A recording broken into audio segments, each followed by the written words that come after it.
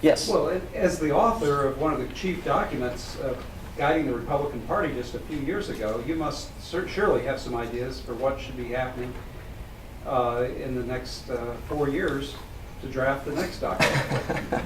Well, I'm trying to retire from politics, so. Look, I do think, again, basically, there needs to be an acknowledgement that the country has changed. It's changed on the issues, as I mentioned earlier. We need to, there needs to be a rethinking of economic issues. There needs to be an effort to reach out to other groups. Hispanics obviously come to mind, and I think, a lot of the policy model that Bush was experimenting with should get another look. Maybe not all of it, maybe not most of it, but a lot of it should get a second look, because I do think the country has changed, and I think the party has to change with that, and that's going to be a real challenge for the next 4 years, because you've got a pretty united base on the other side, and so they're going to have to come up with a model that works for the future. Who else? Yes, ma'am. I'll keep it short this time. Okay.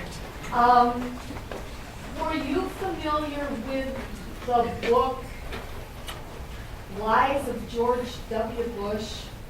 I think there's several of those books, aren't there? I'm not sure of the author, but I'm like, okay, how prejudicial is this thing? Well, the title sort of tells you, I think.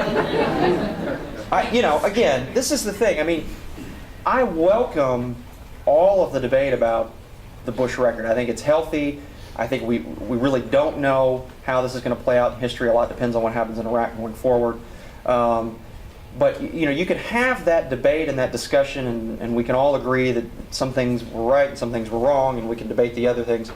But I think it's really unhealthy, to say things that that he lied about intelligence. It's the same intelligence Joe Biden was looking at when he said we have to do something about Saddam Hussein. John McCain had the great line that it's a lie to say the president lied.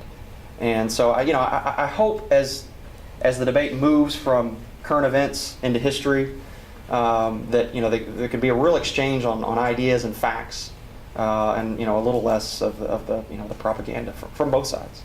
So. Thank you. Thank you all very much.